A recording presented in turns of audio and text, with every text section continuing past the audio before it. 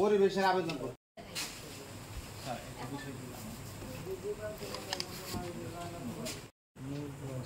কিছু কাগজ আছে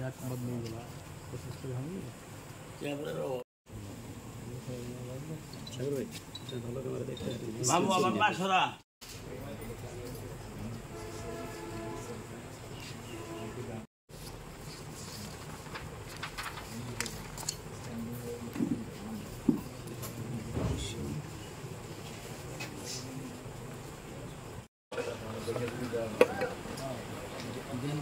বলতেছি স্যার আবেদন নিয়ে শুরু করতে হয়, তাহলে আপনার লস হলো না। আমাদের লাইসেন্সটা নাই, পরিবেশ অধিদপ্তর ছাড়পত্র এই প্রতিষ্ঠানের নেই। তো আমরা তারা বলেছে তারা আবেদন করেছে অনলাইনে, কিন্তু প্রপার প্রসিডিং অবলম্বন করে নাই, তারা অফলাইনে আবেদন করে নাই।